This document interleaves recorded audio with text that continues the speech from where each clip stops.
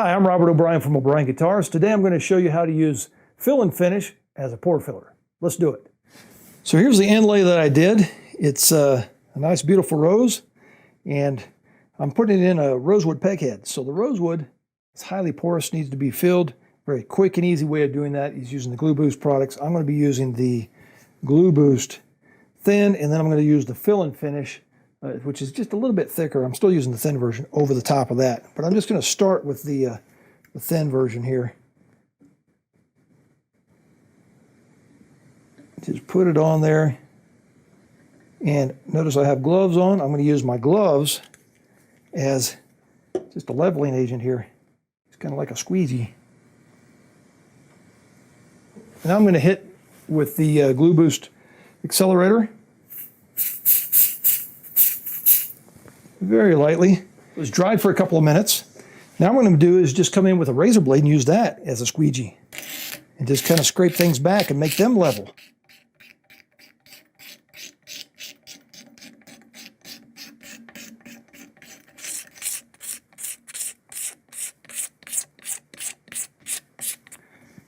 I'm going to finish leveling it with some 220 grit paper and a sanding block.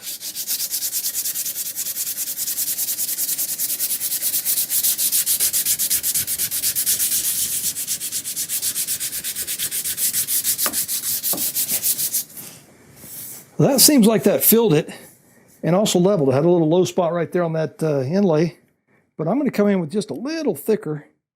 This is the fill and finish blue label. Put just a little bit more on here, and I'm going to use my razor blade as a leveler.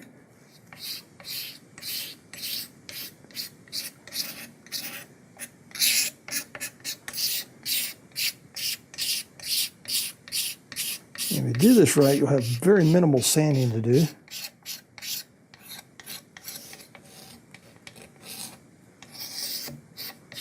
And that stuff's already starting to dry, but I'm going to go ahead and hit it with some accelerator.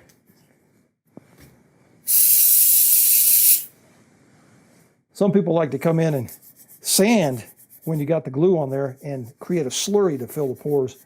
I just let the fill and finish fill those pores. And now hit it with a little 220.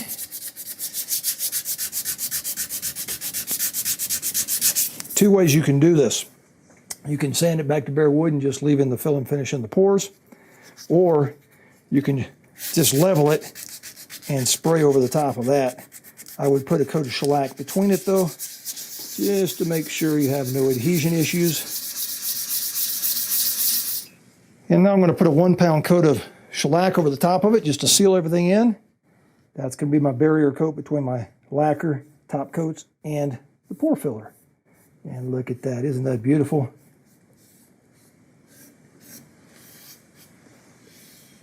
There we go, we're now ready to go to the spray booth.